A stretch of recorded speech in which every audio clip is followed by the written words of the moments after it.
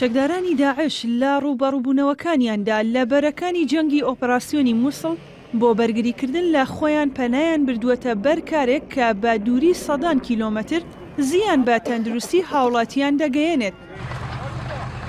لەگەڵ پێشڕەوی هێزی پێشمەرگە و سوپای عێراق لە چوارچێوەی ئۆپەراسیۆنی کۆنتڕۆڵکردنەوەی مووسڵدا چەکدارانی داعش ئاگریان لە کارگەی کبریتی مشراق و بیرەنەوتیەکانی گەیارە بەردا تاوەکو بەهۆی زۆری و چڕی دووکەڵەکەیانەوە لە هێرشی فڕۆکەکان ڕزگاریان ببێت.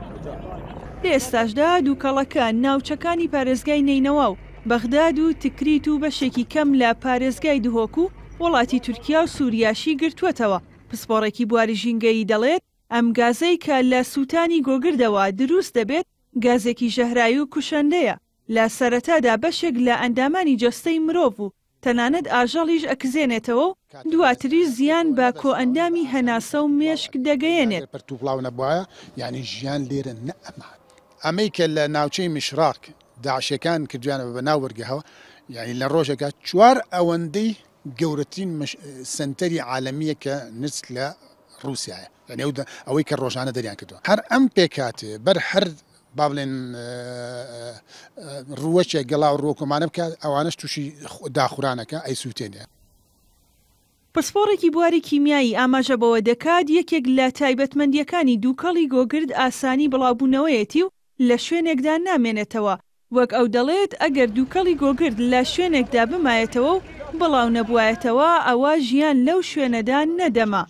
زۆر مەترسیدارن بۆ بەتایبەتی بۆ هەناسەدان و هەروەها بۆ پێست و بۆ چاو چونکە هەر تەڕاییەک هەبێت لە هەر شوێنەکە یەکسەر لەگەڵ یا کارلێکە کات و ئەبێت بە تێزاب ئەمەیکە لە ناو خەڵکان ناسراوە بە تێزاب کە ئەمەش مادەیەکی با بڵێن هەم سووتێنەرە هەم ڕوشێنەرە بە تایبەتی سیکڵدانوشکەکانی ناوسی ئازێتەیە و ئەبێتە هۆی با بڵێن داخوران و تێکدانی و تووشی ئیلتیهاباتکردن و زۆر با بڵێن کێشەی تری تەندروستی.